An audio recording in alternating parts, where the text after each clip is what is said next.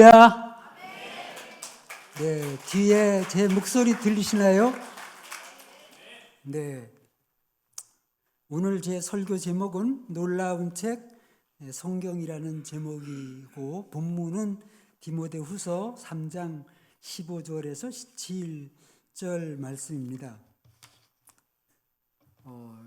한 번 더 읽어드리면 어려서부터 성경을 알았나니 성경은 능히 너로 하여금 그리스도 예수 안에 있는 믿음으로 말미암아 구원에 이르는 지혜가 있게 하느니라. 모든 성경은 하나님의 감동으로 된 것으로 교훈과 책망과 바르게 함과 의로 교육하기에 유익하니 이는 하나님의 사람으로 온전하게 하려 하며 모든 선한 일을 행할 능력을 갖추게 하려 함이라.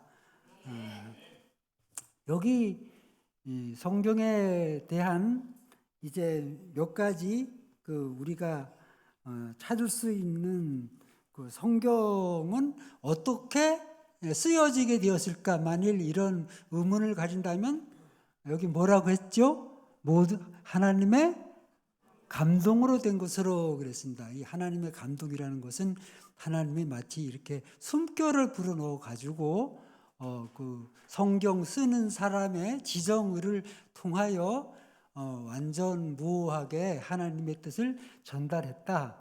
그런 뜻이 있습니다. 또 이제 성경은 어떤 우리에게 혜택이 있는가? 하나님의 사람으로 온전케 하며 모든 선한 일을 행하기에 유익하게 한다 그랬습니다. 그 하나님의 사람으로 온전하게 한다 이런 뜻은 마치 군인이 이제 장교가 되기 위해서는 장교 훈련을 받아야 되는 것이죠. 사병보다 더 아주 긴 훈련 기간을 통해서 훈련을 받습니다. 그래서 여기에 하나님의 사람으로 온전하게 하며 또 모든 선한 일을 행하기에 온전케 하려 함이라 하는 말씀처럼 이제 목회자를 세우기 위해서는 3년간의 그 MDB 과정이라고 해가지고 신학 그 대학원에서 성경에 대하여 또 교회에 대하여 또 교회 세화에 대하여 어떻게 목회를 해야 되는지 이렇게 이제 공부를 해가지고 우리가 목회자를 세웁니다. 그런데 이제 그중 가장 중요한 것이 이 성경입니다. 이 성경이 모든 사람을 온전케 하고 구비시킨다고 했습니다. 또 성경은 우리의 신앙 성장, 올바른 하나님의 사람으로서의 삶을 지도한다 하는 그 내용을 이렇게 말했습니다. 모든 성경은 교훈이 있고 책망이 있고 바르게 하고 의로 교육하기에 유익하게 한다 하는 말씀을 했습니다.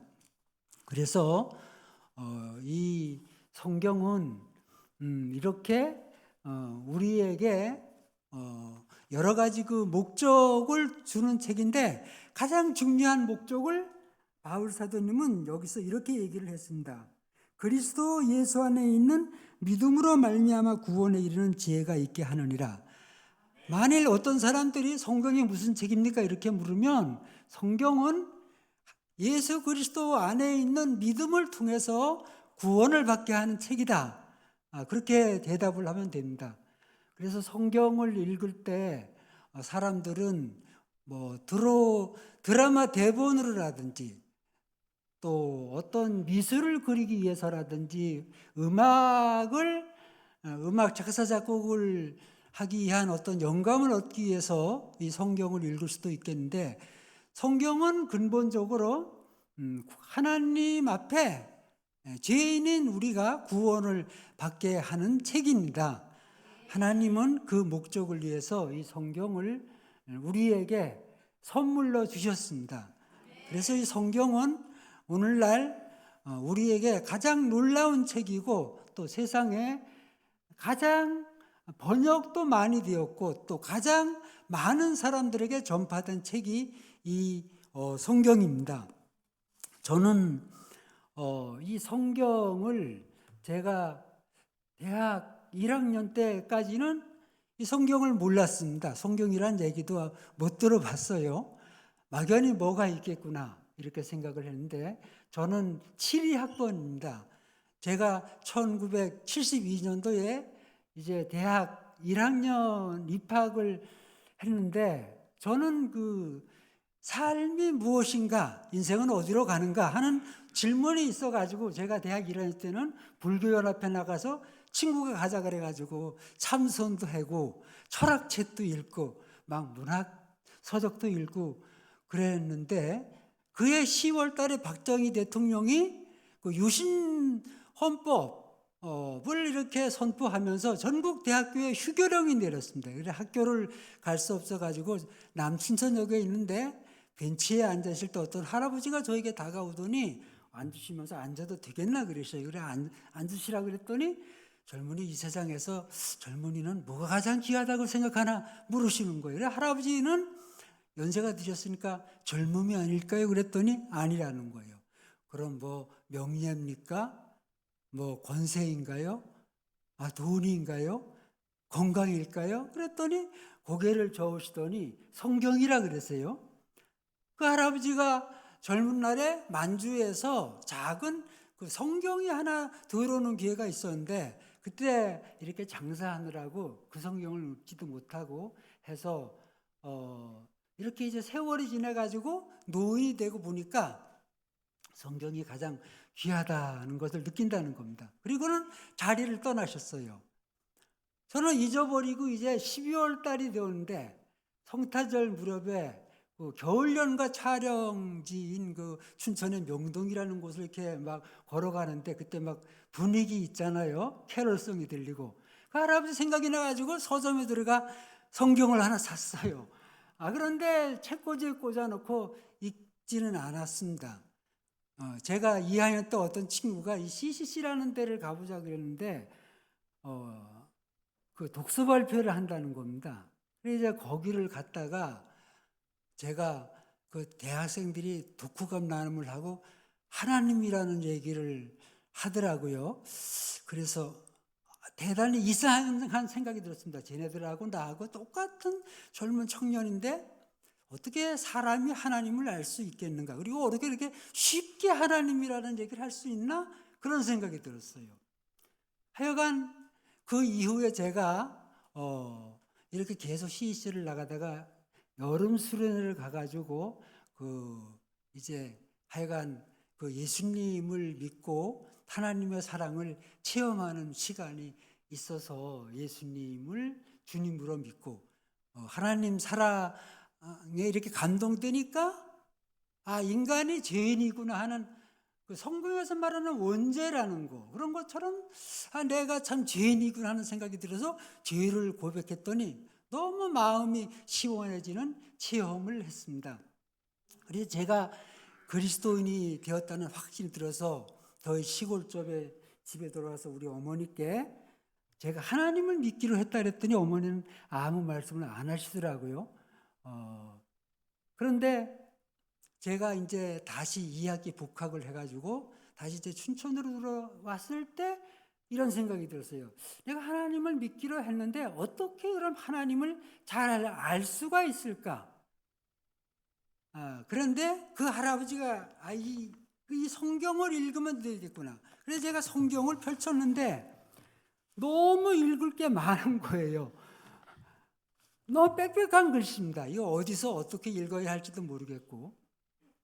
그런데 마침 CC회관에 갔더니 성구 암송 카드라는 게 있었는데 아주 작은 카드가 있었습니다.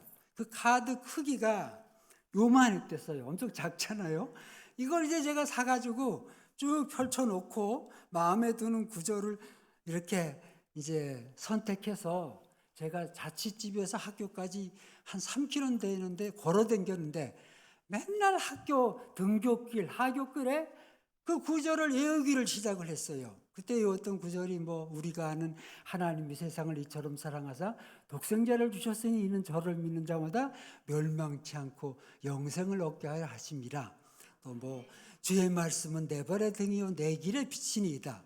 시편 119편 105절은 이제 주의 말씀 그랬고 사도행전 17장 10절에는 베레아 사람은 데살로니가에 있는 사람보다 더 신사적이어서 간절한 마음으로 말씀을 받고 이것이 그러한가 하여 날마다 성경을 상고함으로 그 중에 믿는 사람이 많고, 이게 성경의 신사는 성경을 이렇게 상고 자꾸 이렇게 리마인드 이렇게 생각해 보는 사람이구나. 그래서 이제 제가 성경을 또 이렇게 계속 암송을 했는데, 히브리서 4장 12절에는 하나님의 말씀은 살았고 운동력이 있어 좌우에 나선 어떤 검보다 더 예리하여 혼과 영과 및 관절과 골수를 찔러 쪼개기까지 하며 마음의 생각과 뜻을 능히 감찰하나니 지으신 것이 하나라도 그 앞에 나타나지 않음이 없다. 그래서 그 구절 보니까 성경은 내 마음을 비추는 거울이구나, 이런 생각이 드는 것입니다. 그러다 보니까 시간이 점점 이제 한 달, 두 달, 세 달 지나는데 제 속에서 이 시작된 믿음의 씨앗이 점점 이렇게 커지는 걸 제가 느꼈어요. 말하자면 믿음이 이제 자란 것이죠.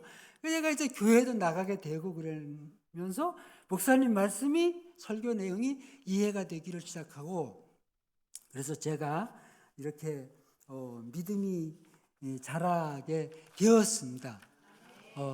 사실 제가 이제 여기 오늘 설교를 하지만 어떻게 침례교 목사가 되었는가? 제가 이제 CCC 대학을 졸업하고 한 40년 이상 이 대학생 선교단체 간사로 일을, 이렇게 말하자면 캠퍼스 선교사죠. 그걸 했는데 실은 제가 3학년을 마치고 논산 연무대 훈련소를 가서 일요일이다, 교회 갈 사람 모여! 그래가지고 이제 4일 정도는 모여가지고 연무대고 교회를 가게 되는데, 그 연무대 교회가 이제 말하자면 침례교 그런 그 교회였던 것 같아요. 그런데 큰 교회이긴 했는데 아무튼 우리 군인들은 모여가지고 일요일마다 가서 거기서 예배를 드렸는데, 어느 날 가다 보니까 그 처음에 갔던 날인 것 같아요. 폴라기는 조유가 있는데 이렇게 보니까 이게 주보였어요. 근데 그 앞에 베드로전서 3장 15절 말씀이 있는데, 너희 마음에 그리스도를 들어삼아 거룩하게 하고 너희 속에 있는 소망에 관한 이유를 묻는 자에게는 대답할 것을 항상 예비하되 온유와 두려움으로 하고 선한 양심을 가져라. 이 구절이 있는 거죠. 그런데 저는 성경 그 암송을 통해 믿음이 자랐다 그랬잖아요. 그냥 이걸 구겨놓지 않고 그 구절을 외웠어요. 그래서 군대 생활이 되게 힘들었지만 내가 가지는 이 소망, 너희 마음에 그리스도를 들어삼아 거룩하게 하고 너희 속에 있는 소망에 관한 이유를 묻는 자에게는 내가 가진 소망이 저 하늘의 소망이구나, 이런 게 딱 생각이 들면서 군대 생활의 어려움도 이길 수가 있었고, 그때 이제 또 세례 받을 사람 나와! 그런데 연무대 풀장에서 세례를 주는데 그 미국인 목사님이 나를 물속에 푹 집어넣은 다음에 이렇게 들어 올려가지고, 그래서 내가 아무튼 어떤 의식을 통해서도 내가 예수님 믿는구나 하는 그런 더 확신이 들어서 그 목사님한테 born again 그랬더니 God bless you 하면서 좋아하시는 거예요.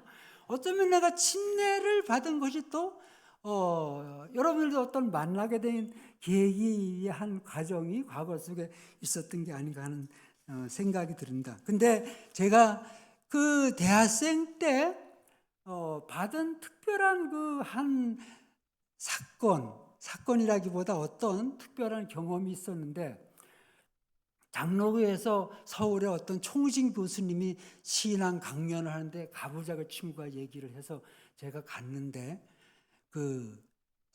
그분의 얘기가 이 성경 사해사본, 그 이스라엘 쿰란 동굴에서 사해사본을 발견했는데 그것을 말씀하시는 것이었어요. 말하자면 강의를 하는데 1947년도에 베두인 그 목동들이 그 사해 근처에서 염소를 치다가 염소를 잃어버린 것입니다. 그래서 염소를 찾으러 그 사해 절벽 주변을 헤매다가 동굴이 이렇게 있어가지고, 여기 사진에 나오는 이 동굴이 왔는데 구멍이 2개지요. 아래쪽에도 있고 위도 있는데 아래쪽에는 이렇게 돌로 막아놨는데, 그래서 저기 뭐가 있나 해가지고 돌을 저 위로 이렇게 던졌더니 쨍그랑하고 항아리 깨지는 소리가 들렸다는 것입니다.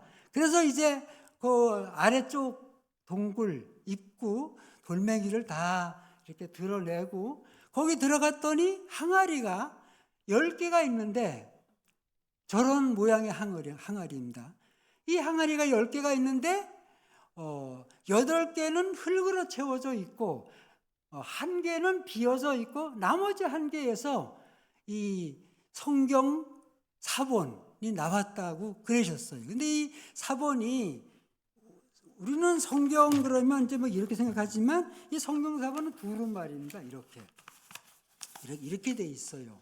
이게 이제 나왔는데 그때는 이 가치를 몰랐는데 이게 이제 뭐 어떤 감독이 사기도 하고 또 뭐 팔려가기도 하고 했는데 이걸 이제 번역을 해보니까 그 당시에 있던 레닌그라드 사본보다도 더 1000년이나 더 역사가 깊은 그런 사본이었다 해가지고 이 높은 사본의 가치 때문에 이제 거기에 고고학자들이 몰려들어가지고 사방에서 이렇게 발굴을 해가지고 거기에서 뭐 그 당시에 공동체들이 사용하던 그런 유물들을 발굴을 하기도 하고 한 것을 그분이 말씀을 하셨는데 2007년도에 서울의 용산 전쟁기념관에서 사해사본과 군란동굴 그 국민일보에 전시회를 한다는 그게 나와 있어가지고 제가 거기에 가서 봤더니 말하자면 이제 이런 종인 것입니다. 얼마나 빛이 발해 있어요.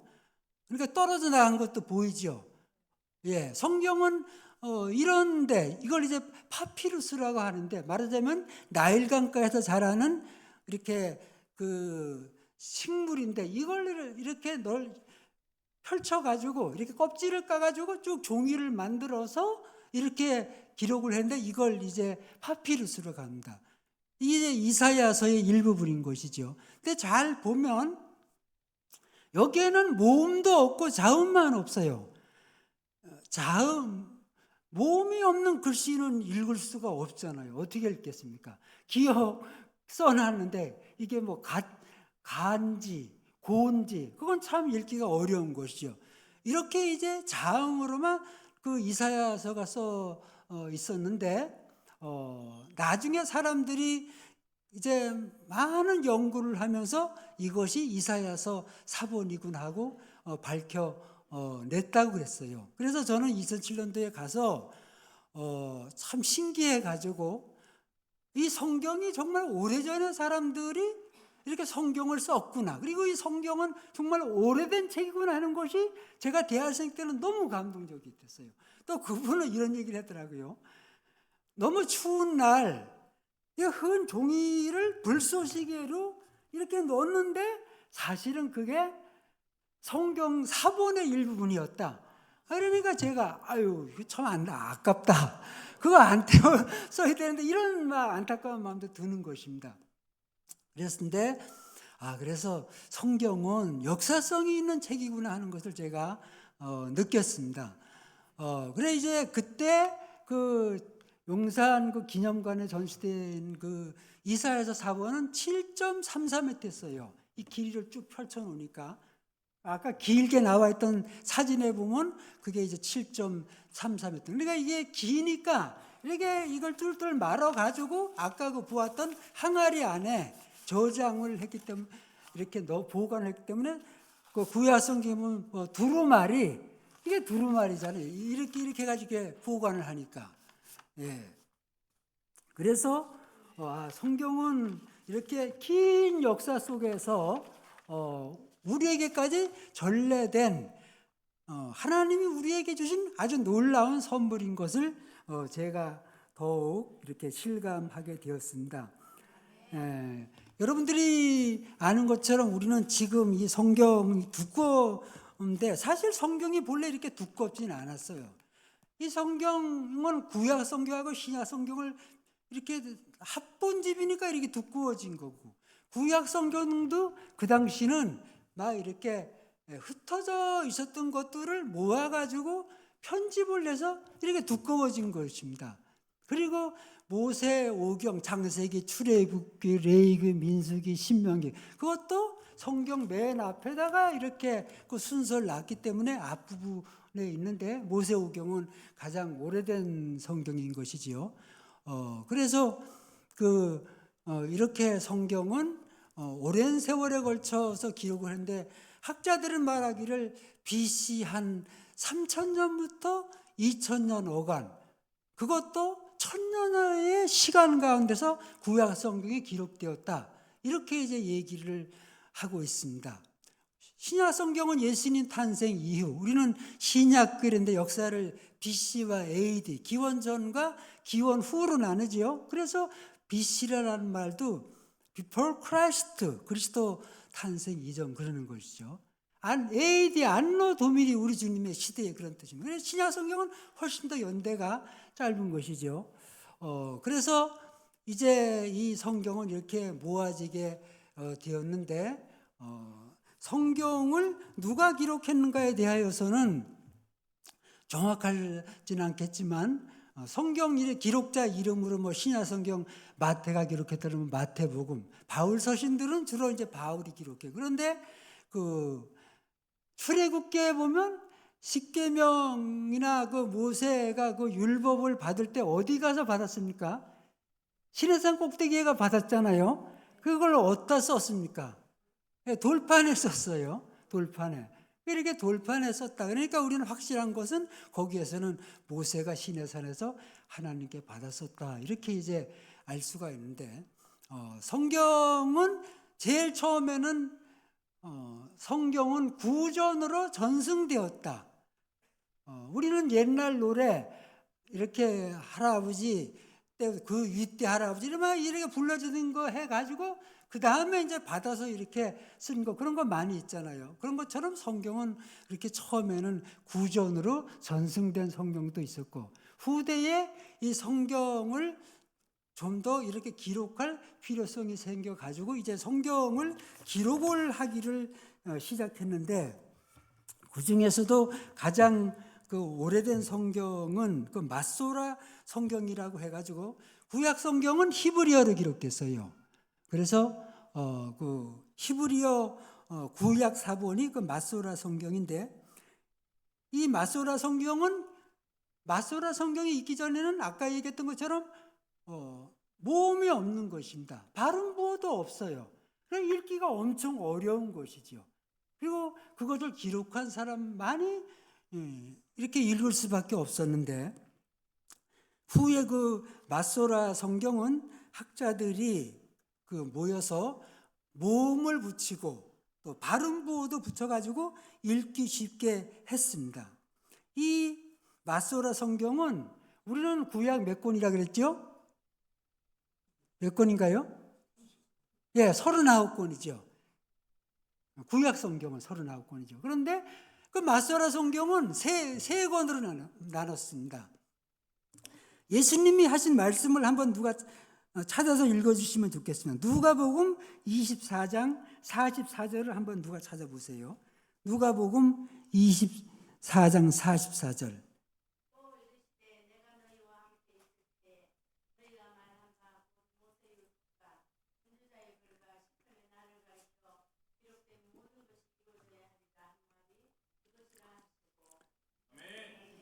여기서 예수님이 말씀하신 성경은 구약 성경인데, 구약 성경을 세 가지로 말씀해요. 첫째는 뭡니까? 모세의 율법, 두 번째는 선지자의 글, 세 번째는 시편. 그래서 모세의 율법은 창세기, 출애굽기, 레위기, 민수기, 신명기, 이거 말하는 거고, 선지자의 글은 열왕기 상하, 역대기 상하, 사무엘 상하.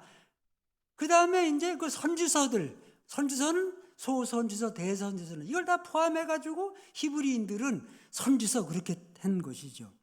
또 이제 시편, 잠언, 전도서 이걸 통틀어 가지고 히브리인들은 시편 그렇게 해서, 예수님은 이렇게 세 개 이 성경에 나를 가리켜 기록된 것이 있는데, 부활하신 다음에 제자들이 예수님을 그렇게 깨닫지도 못하는 것을 책망하시면서 거기에 이미 다 기록된 것을 너희가 알지 못하느냐, 그렇게 예수님은 말씀하실 때 이 구약 성경을 39권으로 말씀하시지 않고 이 세 가지로 히브리인들의 그런 사용법을 따라 말씀을 하셨습니다. 그래서 지금 얘기한 마소라 성경이 이제 있었고, 이것은 히브리어로 기록된 구약사본입니다.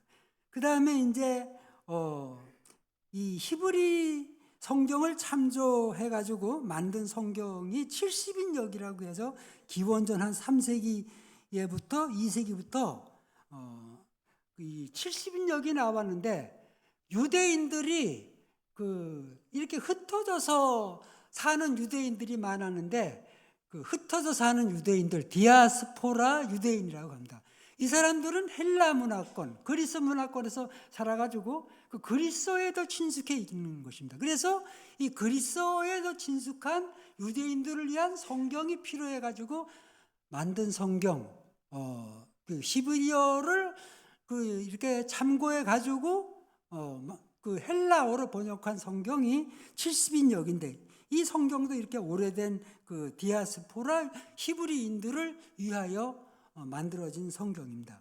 그 다음에 그 불가타 성경이라고 있는데, 이제 이 교회가 처음에는 가톨릭 교회였죠. 4, 5세기 경에 기독교가 처음에는 복음이 전파되면서 로마 제국 시대에 기독교가 그 국교가 되었어요. 기독교가. 그리고 로마 제국의 그 언어가 라틴어가 공용어로 되면서 그 로마 제국에 있는 많은 사람들이 이렇게 이제 성경을 통해서 이 하나님 그 예법을 행하기 위해 가지고 라틴어 성경을 만들 필요가 생겨 가지고 만든 성경이 불가타 성경인데, 이것이 이제 가톨릭 교회의 공식 성경입니다. 그리고 아까 70인역은 그 동방정교회와 가톨릭 교회에서 주로 사용을 합니다. 오늘날 크게 이제 기독교를 나누면 로만 가톨릭과 정교회와 지금 우리가 속한 개신교, 이 세 가지로 나눌 수가 있습니다. 그리고 이제 네 번째 성경은 신약 성경, 우리가 잘 아는 그 신약 성경 몇 권이라 그랬죠? 27권. 마태, 마가, 누가, 요한복음. 그리고 이제 가장 많이 서신서를 기록한 사람 바울 서신서, 공동서신 또 있고, 이렇게 해서 27권의 구약 신약 성경이 있습니다. 이 모든 성경은 그런데 기억할 것은 다 어떤 성경인가 하면 손으로 썼다는 것입니다. 그러니까 필사본. 이제 이 교회가 기독교 시대와 로마 제국 시대, 그리고 이 기독교가 사회와 정치와 문화를 깊이 지배한 그 시대, 약 1000년이었는데 중세 시대를 지나 15세기가 되어가지고 성경이 획기적으로 보급된 어떤 일이 일어났는데, 그 인쇄업자 구텐부르크라는 사람이 그 금속 활자를 발명한 것입니다. 그래가지고 제일 처음에 한 일이 이 구텐베르크 성경을 인쇄를 했어요. 이것이 이제 구텐베르크 성경인데, 문제는 이것도 아까 그 천주교의 라틴어 성경을 인쇄를 한 것이기 때문에 일반인들이 그렇게 쉽게 읽기에는 어려운 성경이었습니다. 그리고 부수도 많지 않고 180부를 인쇄했다고 합니다. 그 중에 지금까지 남아있는 게 49부인데 유네스코 세계 기록 유산에 등재되어 있습니다. 어쨌건 인쇄기의 발명은 이 성경의 대량 인쇄와 선포를 할 수 있는 계기를 만들었습니다. 그런데 이제 더 놀라운 사실은 이 성경이 보다 많은 사람들에게 읽혀지게 해야 되겠다라는 그런 하나님이 주신 마음을 가진 사람이 있는데, 우리가 잘 아는 마르틴 루터입니다. 루터가 1534년 표준 그 독일어 형성과 그 종교개혁의 기틀을 마련한 이 신약 성경, 독일어 신약 성경을 이 독일어로 이제 발행을 하게 이르렀는데, 쉬운 독일어, 어려운 독일어가 아니고 시장에 있는 사람들이나 집에 있는 엄마들이나 누구라도 쉽게 읽고 이해할 수 있는 쉬운 독일어로 성경을, 신약 성경을 루터는 모든 사람들은 이 성경을 읽어야 된다, 구원을 받아야 된다, 이것이 바른 믿음이다 하는 그런 마음으로 그 성경을 만들었는데, 이 성경은 참으로 그 어떤 신앙이 무엇인지와 또 이 신앙을 많은 사람들에게 이렇게 퍼뜨려야 되겠다라는 그런 루터의 믿음에서 비롯된 성경입니다. 우리나라는 언제 성경이 들어왔을 것 같아요? 1882년에 그래서 들어왔다고 합니다. 그러니까 그렇게 역사가 길지 않은 것이죠. 스코틀랜드 선교사 존 로스라는 사람이 모두 8형제 남매가 있었는데 이 로스는 믿음이 좋았어요. 이제 그가 이 하나님을 이렇게 믿으면서 이 하나님을 믿는 믿음이 이 영국에, 이 스코틀랜드에 여기서 이렇게 예배를 드리는데 저기 중국이라든지 저 동양에 거기 있는 사람들은 어떻게 되는가? 나는 다른 거 안 하고 돈 버는 일 안 하고 신학교를 가야 되겠다. 그래가지고 공부를 해가지고 선교사가 돼서 그 선교부에서 중국 선교사로 파송을 받았어요. 그래서 그는 만주에 왔는데 거기에서 선교일을 하다가 조선인 무역업자들을 만나게 되었는데, 우리 이제 조선이 있는 걸 알게 되어가지고 관심을 갖게 되었는데, 그 로스가 20대에 결혼을 했는데 그 맥킨타이어라는 사람의 그 이제 같은 선교사인데 여동생인지 아무튼 이렇게 결혼을 했는데 한 2년간 이렇게 신혼생활을 했는데 너무 중국이 춥잖아요. 그때 난방기구도 별별 달고 너무 추워가지고 그만 이렇게 병이 걸려가지고 죽게 되었어요. 그래서 안타까운 마음으로 내가 더욱 이렇게 이 선교를 해야 한다는 마음으로 이제 아까 조선인 상인들이 왔다 그랬는데 과외부를 주어가지고 개인 교수로 채용을 해서 한국어를 배우기 시작해가지고 이제 성경을 만들게 되었는데, 그것이 그 성경 누가복음 전서라는 것입니다. 그런데 그 이응찬이라는 사람이 평안도 사람이래 가지고 이 누가복음에는 평안도 사투리가 많이 들어 있었답니다. 이응찬은 자기가 아는 평안도 사투리 그거 늘 쓰니까 그게 익숙해 가지고 또 평안도 사투리로 이렇게 이제 로스한테 가르쳐 줘 가지고 재미있는 것이죠. 성경을 경상도 사람이 번역을 하느냐, 전라도 사람이 번역을 하느냐, 이것이 어떤 역사 속에서는 나타나는 것이죠. 우리가 쓰는 이 개역 한글판은 1961년도 나왔고 98년도에 우리가 지금 쓰고 있는 이 개역 개정판 성경이 나왔습니다. 성경은 전 세계적으로 한 100여 권의 그 버전을 가지고 지금 이렇게 인쇄 보급되었고, 우리 한국 영어 성경은 한 100권, 한글 성경은 한 7, 8권 정도 되는데, 이 한글 성경이 작년도에 또 새롭게 하나 대한성서공회에서 나온 이 제한글 성경을 제 친구가 저한테 보내줘가 제가 보니까 이 성경은 아주 획기적으로 쉽게 번역을 했고 젊은이들이 오늘날 쓸 수 있는 그런 용어로도 해가지고 아주 재미있게 제가 몇 부분을 이렇게 읽었습니다. 한 부분을 읽어주겠습니다. 아까 우리가 디모데후서 3장 15절 또는 너는 어려서부터 성경을 알았나니 이 번역을 어떻게 했는가? 그대는 갓난아기 때부터 성경을 잘 알아왔지? 성경은 그대를 지혜롭게 하여 그리스도 예수님을 믿는 믿음을 통해 구원에 이르게 할 수 있네. 성경은 다 하나님이 숨을 불어넣으신 것으로 가르치고 꾸짖고 바로잡고 의로 교육하는 일에 유익한 것이네. 이런 말로 번역을 했다는 것이죠. 그러니까 젊은 사람들은, 청년들은 굉장히 더 어떤 친근하게 성경이 다가올 수 있는 것이죠.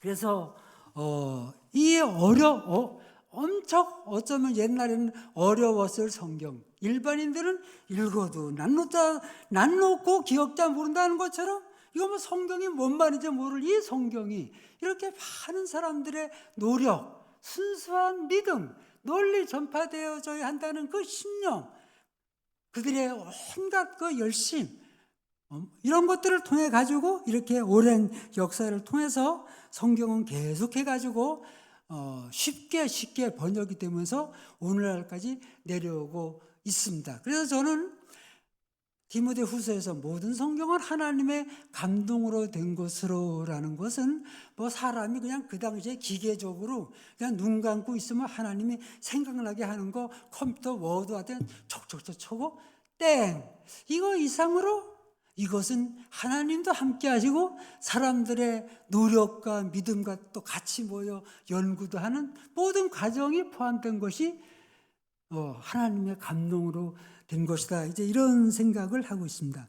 이제 성경은 이렇게 종이에 인쇄돼 가지고 널리 반포되게 되었는데 우리가 사는 시대는 어떤 세대인가요?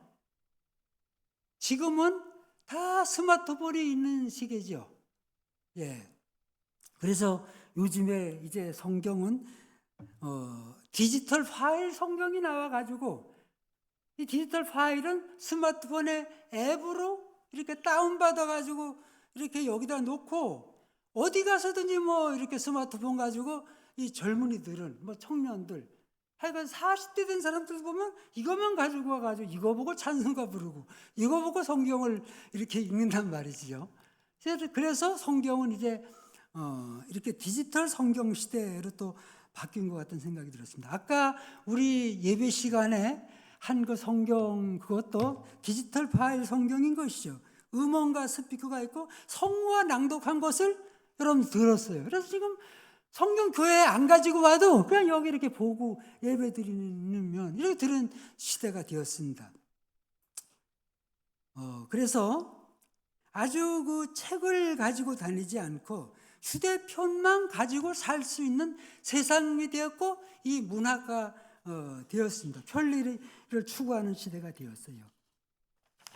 그런데 정말로 이 성경은 널리 이렇게 전파되어져야 하는데 지금까지 얘기한 이 성경이 보다 직접적으로 사람들에게 다가가게 하기 위하여 믿음의 사람들은 하나님 앞에서 이렇게 기도하면서 보다 성경을 사람들이 쉽게 접근할 수 있는 성경을 만들었는데 제가 속한 CCC라는 선교단체의 빌 브라이트라는 분은 간사님들을 모아놓고 이렇게 어떻게 하면 우리가 복음을 널리 전할 수 있을까 하는 게 그런 이제 강의 이제 시간이었는데 다 이렇게 강의를 하고 났을 때 어떤 세일즈맨이 그 자리에 왔는데 세일즈맨이 그 빌 브라이트에게 이렇게 얘기를 했답니다.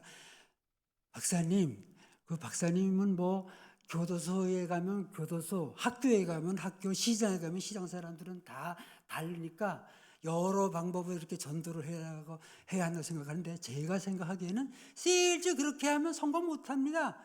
모든 사람들에게 다 통할 수 있는 쉽게 이해할 수 있는 그렇게 그 성경 너무 두꺼운데 쉬운 그 복음 전도지를 만들어야 합니다.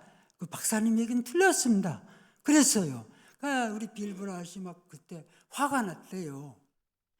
그런데 빌 브라이트는 하나님의 사람이었습니다. 방에 들어와 가지고 가만히 생각해 보니까 정말 그렇다는 생각이 들었어요. 화 안 냈다는 겁니다. 빌 브라이트는 성령 충만한 사람이었어요. 그래서 다시 간 사람들 모아가지고 여러분들은 캠퍼스에서 전도할 때 무슨 얘기를 합니까? 그래가지고 이제 대구병에 간 사람들이 하는 얘기를 다 흑판에 적어가지고 공통되는 이렇게 추려서 4가지로 해가지고 1번은 제일 처음에는 1번은 인간은 죄인입니다였습니다. 모든 사람이 죄를 범하였으면 하나님의 영광에 이르지 못하더니 1번을 했고 2번이 그런데 하나님이 사랑이신다. 그걸 2번으로 해서 하나님이 세상을 이처럼 사랑하사 독생자를 주셨으니 그 하나님의 사랑하고 그런데 이제 하나님의 사랑은 이렇게 예수 그리스도를 통해 나타났습니다. 우리가 이제 죄인 되었을 때 그리스도께서 우리를 위하여 죽으심으로 하나님께서 우리에게 대한 자기 사랑을 확증하지 않느냐. 로마서 5장 8절 이렇게 얘기하고 고린도서 15장 3, 4절 부활. 그래서 예수님이 요한복음 14장 6절 예수께서 가서 내가 길이요 진리요 생명이니 나로 말미암지 아무 꼴짝 없느니라. 이렇게 이제 사몰리에고 모든 사람은 예수님을 영접해야 합니다. 성경이 이렇게 말했습니다. 그 계시록 3장 20절. 그게 이제 사월인데 볼지어다 내가 문 밖에 서서 두드리노니 누구든지 내 음성을 듣고 문을 열면 내가 그에게로 들어가 그로 더불어 먹고 그는 나로 더불어 먹으리라. 이렇게 가지고 영접 기도문을 한 그 사형이라는 그 성경이 아닌 전도지 제가 가지고 이제 이겁니다. 이거 노란 책자. 근데 이걸 만들었는데 여러분 이게 전 세계에서 가장 널리 수억의 사람들에게 전파된 책이에요. 실은 뭐 아프리카, 유럽, 러시아, 중국 뭐 이 사형리가. 그래서 사실 제가 교회를 가보면 뭐 목사님들이 이 사형리 모르는 사람들이 별로 없을 정도입니다. 그래서 이렇게 이제 그 사형리 이 성경이 나와 있는데 이걸 이제 성경이라고 할 수 없고 성경을 압축하여 통일된 내용으로 만든 전도 책자인데 제가 그 대학을 졸업하고 CEC 간사가 됐다 그랬잖아요. 제가 이제 80년대에 경북 안동이라는 곳으로 가는데 그 도서관 앞에 어떤 자매가 앉아 있어요. 그래서 무조건 불쑥 다가가지고 이걸 읽었더니 다 따라 읽으면서 자기는 예수님을 믿고 싶은 예수 그리스도가 나의 주인인 사람, 지금은 내가 나의 주인인 사람인데 예수 그리스도가 나의 주인인 사람이 되고 싶다는 것입니다. 아, 그러냐고. 그러면 너는 주 예수님, 나는 주님을 믿고 싶습니다. 십자가에서 죽으심으로 내 죄값을 담당하시니 감사합니다. 지금 나는 내 마음의 문을 열고 예수님을 나의 구주 나의 주님으로 영접합니다. 나를 다스려 주시고 나를 주님이 원하는 사람으로 만들어 주옵소서. 예수님의 이름으로 기도합니다. 이 기도를 드리겠느냐 했더니 드리겠대요. 그래서 제가 이 영접 기도문을 읽어줬고 그 자매는 한 구절 한 구절 따라 읽으면서 예수님을 영접했어요. 그래 이제 이렇게 예수님을 영접했는데 이 자매는 안동을 다니고 있었지만 여러분들 그 가요 안동역 있잖아요. 그 근처에 우리 CC 해관 조그만 해관이 있었는데 영주에서 다른 두 친구와 함께 안동으로 이렇게 통학을 하고 있었는데 성경 공부를 하면 믿음이 자란다 했더니 하겠다는 것인데 다른 두 친구 가정과의 혜영이 국문과의 이나 뭐 이렇게 해가지고 중선이하고 셋이 이제 시간을 정해놓고 안동역 근처 우리 회관에서 성경 공부를 했는데 셋 다 이제 지금은 이제 60대가 다 됐죠. 지난번에 제가 그 중선이한테 전화를 했더니 간사님 그때 제가 저에게 이렇게 복음을 전해서 참 고맙다고. 사실 그때 제가 이런 마음이 있었다 그랬어요. 나는 어디서 와서 어디로 가는가 이런 생각을 자기는 하고 있었대요. 그래 이제 예수님을 전했더니 사실 예수님이 답이다 이렇게 딱 되니까 문제는 이 자매는 너무 예수님이 좋아가지고 어떨 때는 막 강의 시간도 빼먹고 우리 모임 참석하려고 그러고 너무너무 열심을 내가지고 걱정이 되었어요. 실은.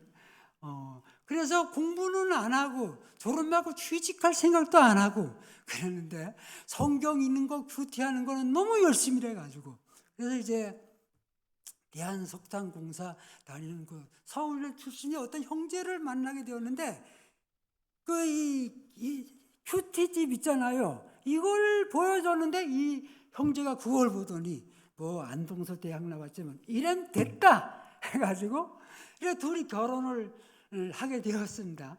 하여간 그래서 이 성경은 이렇게 쉽게 또 해가지고 널리 쓰이게 되었다라는 얘기를 해드렸습니다. 이보다 더 쉬운 성경이 있는데 영명 여기 학교가 있죠. 그 교장으로 있던 박용주 교장의 그 아내된 현실 자매의 그 아버지가 이제 저 서산에서 말하자면 이 성공한 임업가처럼 아주 사업을 잘하는데 그 현실자매님 그때 고등학교 교사로 있을 때인데 아유 간사님 저는 우리 아버지 지금 너무 아파가지고 얼마 못 살릴 것 같은데 이대로 저는 보내시면 난 내 마음이 너무 괴로울 것 같다 그래요. 그리고 우리 아버지는 너무 의지와 뜻이 분명하셔가지고 난 아버지 무서워한다고. 그런데 일요일날 우리 집 그 교회 시간이긴 하지만 와서 예배 좀 받을 수 있냐래요. 제가 갔어요. 좋다. 제가 이제 아내랑 그 현실 자매랑 같이 갔어요. 그 집에 가가지고 이 사형리 내용으로 제가 어르신 저희들 오늘 주일날인데 잠시 예배 좀 드리겠으니 괜찮을까요? 드리라는 거예요. 방 이쪽에 이렇게 넓은 방인데 그분은 여기 침대에 눕고 나는 우리는 이쪽에 있어가지고 이걸 이렇게 이제 사형리로 제가 메시지 간단히 하는 것으로 예배를 드리고 이 영접 기도면 주 예수님 나는 주님을 믿고 신다. 지금 나는 내 마음의 문을 열고 예수님을 나의 구주 나의 주님으로 영접합니다. 내 죄를 용서하시고 영생을 주셨음을 감사합니다. 이거는데 가만히 봤더니 이분이 들으시는 것 같아요. 동의하시는 것 같았어요. 다 끝나고 저희가 이렇게 오늘 여기에서 예배를 드릴 수 있게 해주셔서 참 고맙다고 어르신. 어르신 이렇게 아프셔서 참 고생 많으신데 하나님이 참 낫게 해주시면 좋겠다고 그래 놓고는 제가 그때 이 영접 기도문을 큰 이렇게 박스에다가 고딕체로 출력을 해가지고 이렇게 붙여가지고 왔었어요. 실은 공주에서 거기 서산을 갈 때 그런 생각을 이거 써먹을지도 모르겠다. 굵은 글씨로 써놓고 그 두꺼운 종이 그게 있어가지고 그랬더니 두고 가라는 거예요. 두고 왔어요 거기다가. 난 일주일 지나가지고 현실자매 그 따님이 또 저한테 전화가 왔어요. 간사님 우리 아버지 지금 서산에 어느 병원 중환자실에 있는데 세례는 줄 수 있겠어요?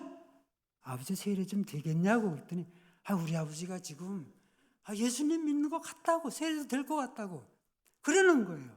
그래서 제가 서산 병원을 가서 어르신 기독교에서는 이렇게 예수님 믿고 죄 용서를 받고 하나님 자녀이고 나는 죽어도 천국에 간다 이 믿음을 가진 사람에게는 세례를 주는 의식이 있는데 제가 어르신이 그 믿음이 있으면 세례를 주고 싶은데 괜찮겠냐고 물었어요. 그랬더니 그래라는 거예요. 그래서 이제 제가 성부와 성령의 이름으로 호스피스 하느라고 우리 세례기 있었거든요. 세례를 주었고 그분은 며칠 있다 저 영원한 나라로 가셨습니다. 그래서 이 영접 기도문만으로도 참 주님 믿을 수 있구나라는 생각이 들었고 내가 생각해 봤어요. 어떻게 이렇게 이 의지력 강한 분이 이렇게 변했지? 성경은 믿음은 어디서 난다 그랬죠? 들으면서 난다 그랬어요. 그 이분은 침대에 이렇게 일어나지 못하고 누워있고 저 앞에 눈만 뜨면 뭐가 있어요? 주 예수님 나는 주님을 믿고 있습니다. 십자가에서 지금 힘으로 내 죄값을 담당하시니 감사합니다. 나의 죄를 용서하고 영생을 주심을 감사합니다. 나를 주님이 원하는 사람으로 만들어 주옵소서. 예수님 이렇게 다 눈만 뜨면 그거 그러니까 보니까 믿음이 생기겠어요? 안 생기겠어요? 생기지요. 예. 그래서 믿음은 들으면서 나면처럼 그렇겠구나 하는 생각이 들었습니다. 제 마지막 성경 요거하고 이제 마무리를 짓겠습니다. 시간이 벌써 12시가 됐네요. 제가 생각해 봤습니다. 이렇게 성경은 디지털 성경 시대까지 왔고 우리는 지금 인공지능 시대, AI 시대를 살고 있는데 모든 정보가 얼마나 AI 인공지능 검색하면 금방금방 얘가 우리가 원하는 답을 이렇게 아주 마음 흐뭇하게 감정적인 면, 지식적인 면은 얼마나 논리적이하게 얘가 이렇게 알려주는데 정말 우리에게 마지막 시대에 필요한 성경이 뭘까 생각하는 제 생각은 제 개인 견해이긴 하지만 마음 성경입니다. 마음 성경. 하나님의 사랑과 평화가 우리 마음에 있는 성경이 마음 성경이겠다. 하나님의 사랑을 느끼며 사는 것입니다. 우리가 하나님과 하나님의 관계를 잘 가지는 것. 성경은 하나님과의 관계를 잘 갖도록 해준 방법론이 나와 있는 책입니다. 그래서 하나님과 관계를 잘 맺으면 너무너무 좋기 때문에 성경은 이 로마서 아주 쉬운 성경 이렇게 번역한 거 보면 하나님하고 우리하고 친구라 그랬어요. 친구가 있으면 얼마나 편해요. 너무 편하잖아요. 그러니까 뭐든지 얘기할 수 있는 게 누구예요? 친한 친구예요. 교회에서는 얘기 못해도 친한 친구 만나면 다 얘기하잖아요. 그런데 성경이 그 하나님을 친구라고 했는데 이렇게 친구처럼 하나님하고 잘 관계를 맺으며 사는 게 마음 성경이라는 거예요. 그러면 마음이 행복한 것이지요. 이제 제가 지난번에 우리 교회 70주년 예배를 드렸는데 저도 한번 생각을 해보세요. 내가 이 교회에 와서 기억나는 분들이 어떤 분인가 했을 때 저는 그 김덕순 권사님 있죠? 이분이 참 기억이 나는데 그때 이제 박대선 목사님, 담임 목사님 계실 때 이렇게 서로 막 왔다 갔다 하면서 막 인사 나눔할 때 김덕순 권사님은 제일 처음에 나한테 왔댔어요. 근데 그냥 오는 게 아니고 이분은 해피, 스마일, 너무 좋아. 막 춤을 추면서 그러면서 나한테 오면 꼭 하는 얘기는 목사님 나처럼 해요. 난 하루에 2끼밖에 안 먹어요. 난 감기도 안 걸려요. 난 너무 좋아요. 늘 와서 이런 얘기를 하셨어요. 그래서 내가 이제 처음에는 뭐 그랬는데 늘 올 때마다 내가 눈맞춤을 해드렸거든요. 나 너무 좋다고 나도 그래서 아주 기분 좋다고 그랬는데 그 김도성 권사님 어느 날은 보니까 넘어지셔가지고 여기 뭐 바르고 오신 거예요. 뭐 여기나 발라가지고 그런데도 와가지고 나한테 목사님 나는 감기도 안 걸려요. 난 너무 튼튼해요. 밥도 잘 먹어요. 너무너무 좋아하시는 거예요. 이분이 말하자면 못 말리는 여인, 못 말리는 권사님, 요양원 가서도 그랬다는 것입니다. 그분은 못 말리는 분이었어요. 명신 문구사 그 따님이 저쪽 그 시내 사거리 이제 계셨죠. 그런데 참 이분이 아주 행복하게 충만하게 그 예수님 믿는 그런 모습이 들었는데 그래서 제가 우리 교회 70주년 기념할 때 우리 저기 예수님이 좋으면 어떤 것일까 하면서 뭐 그리고 음악 학생들 연주할 때 김덕순 할머니 그 시간에 있었다면 일어나 가지고 덩실덩실 못 말리는 여자거든요. 춤을 췄겠구나. 저는 이런 생각이 들었어요. 그분은 왜냐하면 예수님이 너무 좋으니까 예수님이 계시니까 그런 것이겠다는 생각이 제가 들었습니다. 또 제가 이제 그 생각이 든 게 그 민경열 권사님도 저는 생각이 들었는데 그 민경열 권사님 마지막에 우리 교회 어떻게 나오셨죠? 네 발로 댕기셨잖아요. 저 식사하러 오실 때. 그러면 아무리 옷을 이쁘게 입어도 치마도 뭐 이거 다 젖고 이거 뭐 스타일 다 구겨지는 거잖아요. 그런데 사실 우리는 사람들 앞에 나갈 때 얼마나 외모를 꾸미나요? 신경 쓰잖아요. 화장도 하고. 그런데 민경열 권사님 저도 생각해 봤어요. 난 저럴 때 나 교회 나올까? 난 안 나갈 것 같았어요. 그러더라고요. 권사님 제가 가가지고 한번 뭐 이렇게 뭐 의자도 이렇게 놔가지고 식사하시겠더니 목사님 나도 왜 이렇게 되는지 모르겠어요 그러더라고요. 형은 어떻게 알겠어요? 내가 왜 이렇게 내 발을 걸 어떻게 알겠냐는 거죠. 그렇지만 그분이 매주마다 이렇게 나오셔가지고 네 발로 걸어와가지고 그렇게 식사 막 하시고 하는데 그래서 이분은 참 어떻든 예수님이 좋으신 분이구나, 예수님이 주인이신 분이구나. 우리는 어디 외출하려면 화장해야 외출 준비되잖아요. 이분은 예수님 충만하니까 그냥 예수님 외출 준비. 성경에 무슨 책인가? 하나님 앞에 외출 준비 끝났다는 건데 구약 성경은 우리가 외출 준비 안 되니까 구약 모세 오경 율법에 의해서 하나님이 예수 그리스도를 보내주셔가지고 완전 외출 퍼펙트 오케이 다 됐어. 그래서 그 로마서 5장에 보면 right 너 됐다 이렇게 했거든요. 그렇기 때문에 이분은 정말 뭐 찬송가에 나오는 것처럼 세상도 없고 사람도 없고 사랑의 전부다는 것처럼 그거 됐기 때문에 그렇게 민경열 권사님 그런 와중에도 교회에 나오셨던 게 아닌가 이런 생각이 제가 들었습니다. 그래서 아무튼 이런 70주년을 보면서 제가 참 느꼈는데 이건 누가 이렇게 될 수 있을까 해서 저는 예수님이 우리 안에 계셔야 되고 그 70주년 때 그 안중무 목사님 오셔가지고 하신 메시지 제목은 뭐였던가요? 그분은 성령이셨습니다. 그렇죠? 열정적으로 그분 메시지 전하셨어요. 근데 요한복음 14장 본문 가지고 성령 충만하십시오. 그거 전하셨거든요. 지지난주인가 우리 권혁수 목사님이 페닉 그 미국인 선교사가 이 공주 광경 지방에 와가지고 침 내고 복음 전하면서 성령을 어떻게 번역한다 그랬죠? 네, 숨님. 예, 김순 장로님은 비담아 들으십니다. 숨님으로 우리는 성령을 뭐라면 그냥 성령 그랬는데 이 페닉 선교사는 숨님. 전 너무너무 재밌더라고요. 사람이 숨이 뭡니까? 어떻게 해야 사나요? 숨 쉬어야 살잖아요. 내 뿜고 들이마셔. 뒤에는 고백하고 하나님의 사랑은 이렇게 들이마시고 그래야 살잖아요. 그래서 이 페닉 참 대단한 분이시다. 숨님. 만일 침례교가 침례라는 말뿐만 아니라 성령을 숨님으로 번역을 해가지고 인쇄를 해서 출판을 했다면 정말 침례교가 어떻게 됐을까라는 생각도 들었습니다.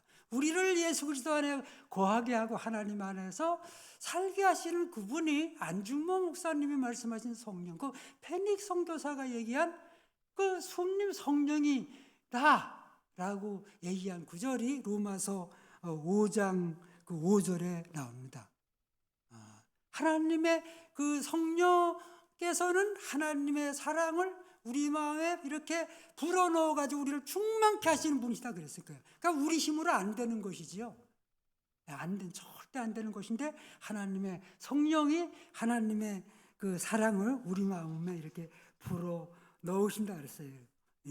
그래서 제가 이제 결론을 맺겠습니다. 우리 개인이 또 우리 교회가 이렇게 하나님의 성령으로 말미암아 하나님의 사랑이 충만한 그런 아주 따스한 교회가 되고 따스한 사람이 되면 좋겠다. 저는 이제 그런 생각을 합니다. 그래서 여러분들이 그런 사람이 된다면 그게 바로 마음의 성경이라고 생각을 합니다. 막 쪄낸 찐빵처럼 그럼 엄청 따끈따끈하고 먹기 좋잖아요. 우리 교회가 막 쪄낸 찐빵 같은 교회, 우리도 막 쪄낸 찐빵 같은 하나님의 사람, 그럼 하나님은 엄청 좋겠지요. 우리도 좋고. 우리 같이 기도하시겠습니다. 우리 다 같이 주님 우리를 하나님 말씀, 하나님 사랑으로 충만하여 예수 그리스도 통해서 예수 그리스도 우리 주인 되게 하시고 하나님 사랑 안에서 살게 해 주십시오 하고 기도를 하십시다. 또 우리 안식을 가지시는 권혁수 목사님 충만케 또 하시고 우리 그 가족도 지켜주십시오. 또 우리 흩어져 있는 교우들의 삶도 하나님 충만한 은총으로 지켜주십시오 하고 우리 다 같이 기도하고 제가 축도하고 마치겠습니다. 기도하십시다. 하나님 아버지 감사합니다. 우리가 예수 그리스도 사랑 안에 거하여 믿음으로 살게 해 주시기를 기도합니다. 하나님의 사랑만이 우리를 예수 그리스도 안에 거하게 하셨고 우리를 당신의 자녀로 살게 했사오니 주님 우리가 믿음으로 살게 해주시고 사랑으로 살게 해주시고 말씀이 등이 되고 빛이 되어서 길을 잃어버리지 않고 그 비추임을 따라서 나아가게 해주시기를 기도를 드립니다. 주님이시여 이 성경 놀라운 성경 온 세계에 전파된 성경 계속해서 이 성경이 온 세계에 전파돼서 이 온 땅을 녹이게 해주시고 죄인들은 돌아오게 해주시고 예수 그리스도 주가 되게 해주시며 세상의 통치자 우리 하나님 되기를 기도를 드립니다. 우리 하나님 아버지 축복하여 주옵소서. 우리 하나님 아버지 자비와 은총으로 비추어 주옵소서. 예수 그리스도 우리의 주 되시고 하나님 우리에게 사랑으로 늘 동행하신 거 감사합니다.